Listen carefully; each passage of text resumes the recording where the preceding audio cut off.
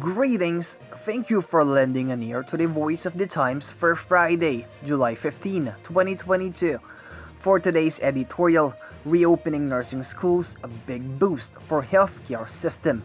The Commission on Higher Education, or CHED, has lifted an 11-year moratorium on nursing programs, allowing public and private colleges to once again offer courses for aspiring nurses. The Commission shut down nursing schools in 2011 to stem the oversupply of jobless nursing graduates. The ban also applied to hotel and restaurant management and information technology courses. Enrollment in these courses had boomed because their graduates were much sought after and the pay was good. But the bubble soon burst as demand reached saturation point. Too many graduates were competing for too few job openings. The government also discerned the gradual decline in the performance of teacher and nursing education graduates, indicating the worsening state of the programs. CHED had to contain the flood. The situation has since changed as far as the demand for nurses is concerned.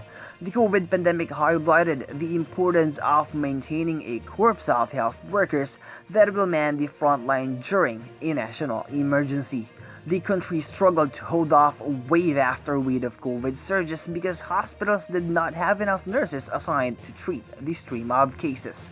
Nurses went on uninterrupted duty for days on end because there were not enough replacements to rotate.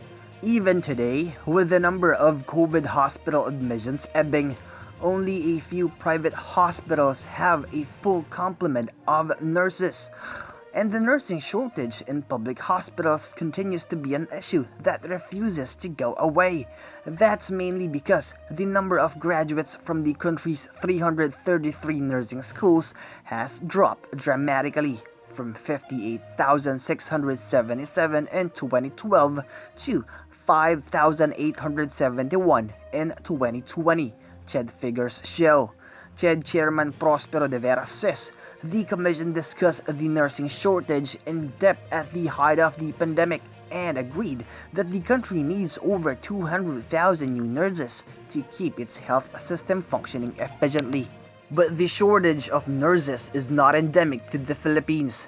The World Health Organization, or WHO, estimates a global shortage of 5.9 million nurses in 2018, a tad lower than the 6.6 million shortage in 2016.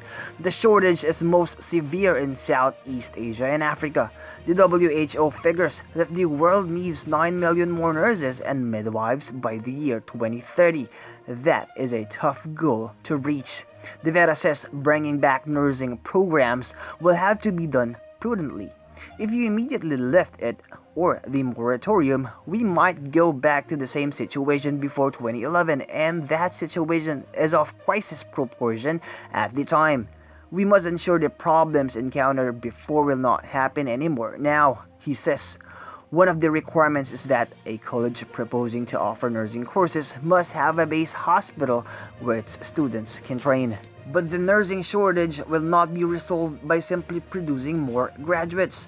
The Filipino Nurses United wants nurses' work and life conditions to be improved as well. It's the only way to prevent them from finding jobs abroad and to stop the nursing drain. Curiously, the entry level for nurses in public hospitals between 32,000 pesos to 34,000 pesos a month is almost triple the level in private hospitals. But even that has not stopped the hemorrhage. The nurses group believes it would also help if there is a law passed to end the contractualization of nurses. It laments that the Philippine nursing law has no provisions that protect the labor rights of nurses. Dr. Tedros Adhanom Ghebreyesus, the WHO Director General, said nurses have demonstrated their compassion, bravery, and courage as they respond to the COVID-19 epidemic. Recently, Mae Parsons, a Filipino nurse in Britain who administered the first shot of the world's COVID vaccine, was presented to Queen Elizabeth as she represented the British health workers who received the George Cross Award for their bravery and courage in the fight against the pandemic. The recognition is well deserved and welcome. Still, Gabriases sees important gaps in the nursing workforce and priority areas for investment in nursing education, jobs, and leadership to strengthen nursing around the world and improve health for all. These gaps need to be plugged soon. And that's the editorial for Friday, July 15, 2022. For more news and information, get a copy of the Manila Times on print, subscribe to its digital edition, or log on to www.manilatimes.net. Follow us on Twitter, Facebook, or Instagram, and listen to the voice of the Times. Our longest trusted English newspaper since 1898. Now available digitally. Computer. Order the Manila Times Digital Edition. Subscribed. Get the Manila Times Digital Edition for less than 2 pesos and 50 centavos per day when you sign up for 1 year. The Manila Times, news source of choice, trusted since 1898.